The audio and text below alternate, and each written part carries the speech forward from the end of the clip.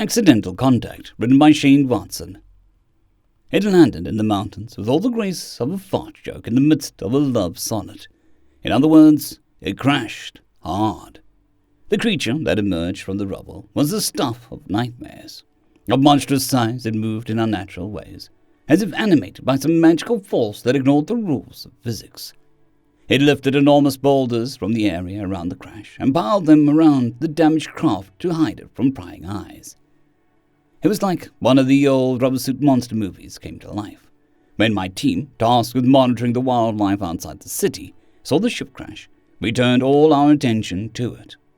The government and military were already aware by the time we called them and were watching our feats as well. We hoped, at least I did, it would fix its craft and return to whichever star it came from, or, at least, wouldn't leave the mountains. When it began to make its way down the mountain, telescopic cameras on the highest buildings followed its movements as I controlled them from a remote monitoring station. Still, we all agreed that the recent reintroduction of the apex predator of the foothills would handle the problem for us. I watched as the pack surrounded it. The creature's immense size was most obvious then, as even the largest of the pack barely came to its knees, if that was the correct analog.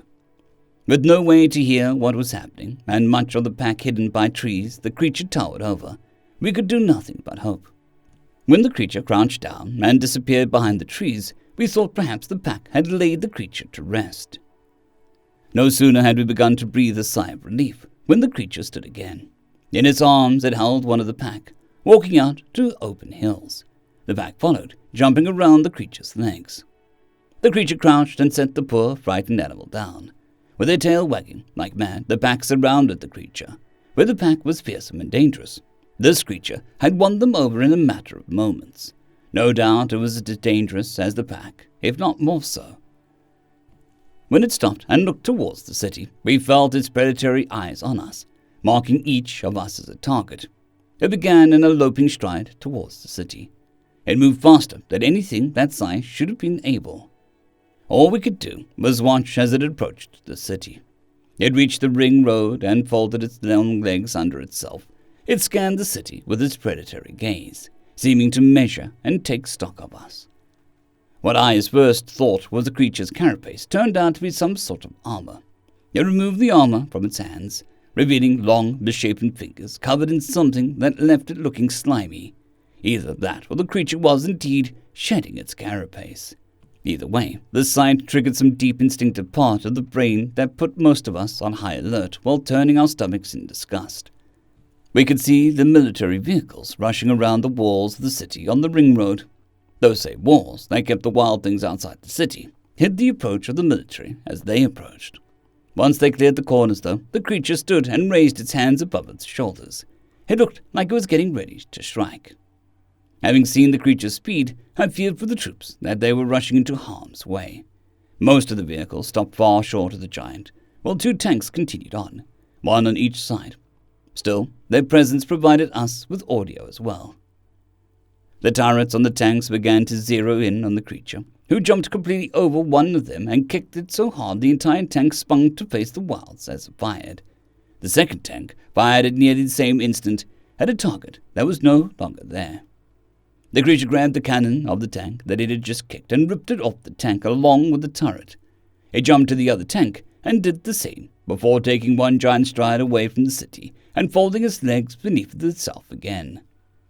The creature opened its maw and shouted out in a rumbling voice, "Stop that!" "It speaks?" I asked, amazed. The tank crews were as shocked as I. They stood around the broken tank, staring at the creature. One of the military commanders began shouting through a megaphone. I always thought that they had just had those in the movies, but here it was, in real life. "Do not attempt to approach the city. Any violent action will result in your destruction." "No, shoot!" the creature bellowed. The commander gave one of the sort of non-apologies we've all gotten used to on the news. It seemed to be enough for the creature, though, who asked for water after downing a wading pool-sized container it had carried at its waist. What had started with an unexpected crash, followed by a tense moment when the tank gunners fired prematurely, turned, at last, into a long, boring parley between representatives of military and government, scientists, and the creature. As the day wore into evening, the slimy look of the creature's hands faded, seeming to dry out. It still looked disgusting in the camera's view. I can't imagine how horrifying it must have been for the people that were right there talking to it. After hours of talking, a military truck putting a water trailer stopped near the creature, who dwarfed it. When the creature couldn't get the opening of its water container low enough to fill from the trailer, it picked up the entire trailer and drained it into its container before setting it back down. I was falling asleep at the controls when I was relieved for the night by someone from another branch. At my last look, the military maintained a corridor around the creature that had sprawled out on the ground, using the coverings it had taken from its hands as a sort of headrest. Meanwhile, it tapped on some sort of device the size of a large screen display, which it held comfortably in one of its grotesque hands. As I made my way out of the control room, my supervisor told me, "Word is, this isn't going to end anytime soon. Be prepared for more long shifts." Message received 2132 local from Emergency Com ID SP4372 to Contact Corps Headquarters. Auto forward from Lyra 4 Observation Command Moon Base. Subject: accidental burst contact. Suboptimal outcome. Also, I'm stranded. Orbital shuttle malfunction. Emergency landing on Lyra 4. FDL comms down. I'm relying on the local messaging system for the moon base. Here's hoping the auto forwarding is on. Last team rotated out 6 days ago. New team not expected for 9 more days. Stranded on Lyra 4. Need extraction and official contact team. Landed high in the mountains. Air was too thin to stay there without using oxygen from the survival suit.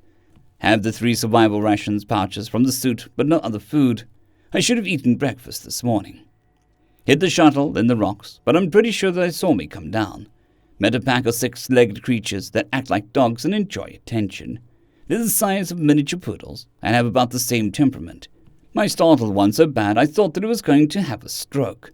Picked it up and soothed it, and it was good as new. In the lower elevations, I came to a walled city. It looked like a miniature movie set. Of course, the residents are no taller than my knees, but still weird.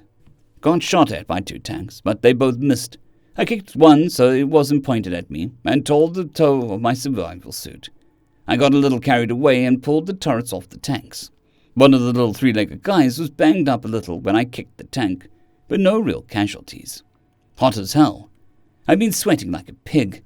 I've been breathing the air since I was low enough in elevation, so I went ahead and stowed the helmet. I've since removed the gloves and turned on the fresh air circulation. I was on the verge of dehydration, but the tripods were good enough to bring me some water. I know, full quarantine when you pick me up. Better that than a casket. Spent a couple hours talking to the equivalent of the general and the president, along with a couple scientists. They brought images of the Caspian just before it jumped out of system last week. Apparently, they knew we were here. The general offered what I'm pretty sure was a political non-apology for shooting at me. But most of the words flew right by me. It's a little slow going, as all I know of the language is what I picked up hanging around the research teams. I have a full protective detail of tripod guys, keeping the curious tripods and the dangerous predators away from me, while I tried to get some sleep out in the open. Well, update as more details arise. Sylvia Carter, Orbital Systems Technician First Class, Lyra Observation Team. P.S. Did I mention I'm stranded? P.P.S. The survival rations suck. The faster you pick me up, the more rounds I buy the rescue team. End of story. Story number 2. The coolest job that nobody wants. Written by LukeWasNotHere. Every single kid wanted to be a writer at some point in their lives. If you say you didn't, you're either lying, forgetting the time you did as ask a parent, or didn't have any friends. It is the coolest job ever. Saving orphans from a burning building? Boring. Curing a disease? Get a real job. Saving the world? Who cares? Riders get to travel around the galaxy on their own personal FTL ships. They have to outrun or outfight space pirates, dodge asteroids.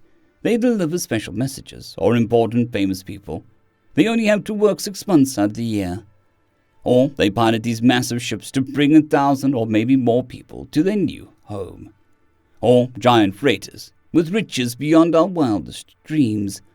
Or they are on the frontier, finding new planets we can call home, or a new species. They get paid so much money.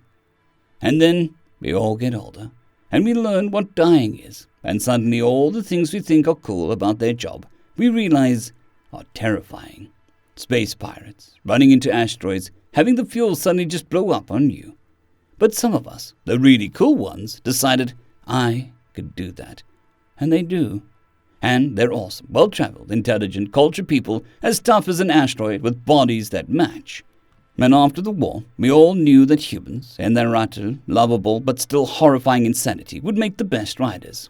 Is the perfect job for a vastly imperfect species. That's wrong. Humans all act like riders. Riders are the closest thing we got to humans before they came along.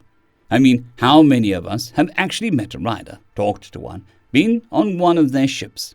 I have, and they're all insane. I mean, the fuel they use to power the ships is so volatile that if it comes into contact with oxygen, it instantly explodes. They chuck those suckers around like it's a sport. They kick at them when they get blasted. Safety? Very much implied. Followed? Occasionally. They take out safety features because they find them annoying. They are faced with death every time they do their job. They laugh at near misses, get annoyed, not scared of pirates. Even the act of faster-than-light travel is a ludicrous one put in any other way. FTL is like running a marathon, but instead of running, you first close your eyes. Well, they're still closed, you jump, hoping nothing went into your way. Land, open your eyes, look where you are, and repeat. But your jumps are as far as you can see in space and think you won't crash into anything. A marathon that can last for days or months. With pirates, that is stupid, that is what they do. And the most amazing part? Have you ever heard of a rider being late, failing a job, quitting? They don't even die as much as statistics say they would. Does that sound like a species we know? And you know what humans think of riders? Being on a solo ship up to them, delivering messages or diplomats, and everything in between is like being on a horse in the Wild West, going to the next town, hoping you don't run into bandits. Being on a giant passenger ship or freighter is like being on a sailing ship going to the New World. They already did this. End of story. I'd greatly like to thank our Tier 5 channel members, Casper Arnholtz, John Creighton, Manatharia, 050, Dragzoon WRE, and Elijah Silvercross. Thank you very much.